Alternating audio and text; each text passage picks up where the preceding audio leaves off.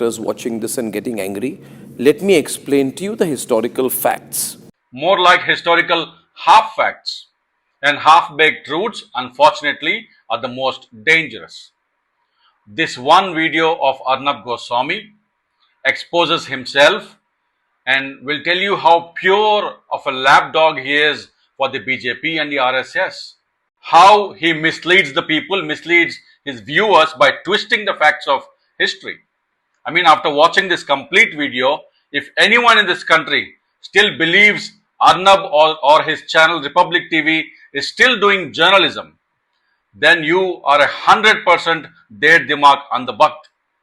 I mean, this is worse than biased journalism. This is media prostitution.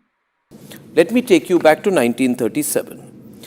October 15th, 1937 to be precise, where Muhammad Ali Jinnah raises his voice against Vande Mataram. And who is Congress president when Jinnah criticizes Vande Mataram? Yes, the British stooge Jawaharlal Nehru. This is the level of journalism these days, calling our first Prime Minister Jawaharlal Nehru as a British stooge, while Arnab Goswami himself receives his basic education, his schooling, his foundation from NCERT, the very institution which was established by the same Jawaharlal Nehru. This is exactly what Andhabaks are. They forget the roots which they themselves benefited from, and they outsource their brain to WhatsApp University. Arnab calls Jawaharlal Nehru a British stooge. I want to ask Arnab, when Jawaharlal Nehru and Mahatma Gandhi were demanding British to quit India, where was the RSS? Why did the RSS stay away from the Quit India movement? I mean, whose interests were the RSS serving? Who is the real British stooge? October 15th, 1937 to be precise, where Muhammad Ali Jinnah raises his voice against Vande Mataram.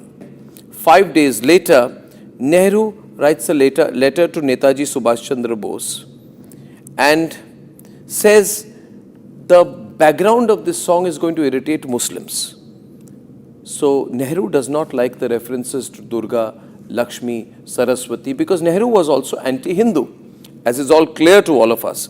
This Congress party and this Vadra Gandhi family has always been anti-Hindu. As a result, under his watch, the Congress removes the critical parts of the song. What do they remove? They remove the parts which make references to Hindu temples. They remove the part about references to the motherland. They remove the parts with references to Durga, Lakshmi, Saraswati. So all Hindu references are removed, and then there is a truncated Jinnah version. This is exactly how people like Arnab twist the facts of history. He only reads out a part of the phrase, "This background is likely to irritate Muslims." This is the phrase, and says Nehru is anti-Hindu, Congress is anti-Hindu, because he wants to manufacture a narrative which is set by BJP and the RSS, and then chooses to build his narrative on selectively chosen phrases. Let me give you a background of this phrase which Arnab read out from the letter of Nehru to Subhash Chandra Bose in 1937. There have been objections about the Vande Mataram since 1905. I mean, at the Congress session at Kakinada, which is now Andhra Pradesh, in 1923, a singer called Pandit Vishnu Digambar Paulaskar, he wanted to sing this song, and then Muhammad Ali Jauhar has objected to it. So the objections of Vande Mataram have started way before 1937. And Jinnah, after leaving Congress, I repeat, after leaving Congress on 15 October 1937, in his speech in Lucknow, he attacks Vande Mataram and the Hindi language. I mean, he was listing his grievances against the Congress. He was unhappy that the Congress would adopt Vande Mataram as the national song and Hindi as the national language. His exact words are, Hindi is to be the national language of all India, and Vande Mataram is to be the national song and is to be forced upon all. So if Jinnah himself was openly unhappy about the Congress's position on Vande Mataram, How can Arnab today blatantly lie to the people, to his viewers, and say that Nehru or Congress has adopted the Jinnah's version of Vande Mataram? After the Jinnah speech on 15th October 1937, a day later, which is 16th October 1937, Subhash Chandra Bose writes a letter to Rabindranath Tagore seeking his opinion on Vande Mataram. And he also writes a letter 2 days later, which is 17th October 1937, to Jawaharlal Nehru asking him to consult Rabindranath Tagore on this matter. And on 19th October 1937, 4 days later, Tagore replies to Subhash Chandra Bose, and what does he say? The core of Vande Mataram is a hymn to goddess Durga. This is so plain that there can be no debate about it. The novel Anand Mat is a work of literature, and so the song is appropriate in it.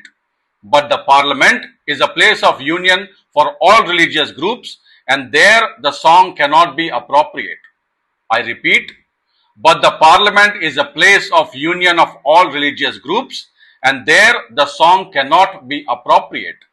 He said that the complete Vande Mataram poem, when read together with its context, could and wound Muslim sensitivities and clearly distinguish the later stanzas with the first two stanzas. This is Tagore's position, not Nehru's. So very clearly, even Rabindranath Tagore only defended the first two stanzas of Vande Mataram. So Arnab, being a Bengali, how does it feel to stand against the very position which Rabindranath Tagore has taken on Vande Mataram? How does it feel? And on 20th October 1937, 5 days later after the Jinnah speech, Nehru's reply to Subhash Chandra Bose contains this selective phrase which Arnab has quoted. And what did Nehru say? I shall discuss the Vande Mataram song with Dr. Tagore. I have managed to get an English translation of Anand Mat, and I am still reading it at present to get the background of the song. It does seem that this background is likely to irritate the Muslims. Further, there is the difficulty of language which is not understood by most people. I do not understand it without the help of a dictionary. And here is the interesting part of the same letter which Arnab chose to ignore. There is no doubt that the present outcry against Vande Mataram is to a large extent a manufactured one by the communalists. At the same time, there does seem some substance in it, and people who are communistically inclined have been affected by it. Whatever we do cannot be a pander to communalist feelings, but meet real grievances where they exist. Nehru in fact very clearly said, let us not surrender to the communal pressure on Vande Mataram, but let's address the real grievances, the real issues on it. I mean, which part of this letter seem anti-Hindu? And on 28th October 1937, Congress Working Committee adopts the first two stanzas, only the first two stanzas of Vande Mataram as the national song, disregarding the outcry of Jinnah who wanted to scrap the Vande Mataram as the national song altogether. And who exactly was the part of the CWC then? Who were all the people who agreed to this resolution? Mahatma Gandhi, Jawaharlal Nehru, Subhash Chandra Bose, Sardar Vallabhbhai Patel, Maulana Abul Kalam Azad, Dr. Rajendra Prasad, Govind Ballabh Pant, Acharya J.B. Kripalani, Sarojini Naidu, Bulabai Desai, Jamnalal Bajaj, Narendra Deva. 11 Hindus, 1 Muslim. I mean, is Modi or Amit Shah or Arnab Goswami or anybody in today's RSS a bigger Hindu than Sardar Vallabhbhai Patel, who fought for the reconstruction of Somnath Temple? Wasn't he present in that CWC meeting? 90% were Hindus, 1 Muslim. Everyone agreed. So how exactly did the Congress appease the Muslims here? So how exactly was the Congress anti-Hindu here? It is very clear, in fact, that it is the BJP today that is anti-national, that is disrespecting the views of Rabindranath Tagore, which is disrespecting the decision taken by the then leaders in the CWC committee. It is the BJP today that is anti-national. So I request people not to listen to this Der Dimag Andabakt. He is completely sold out.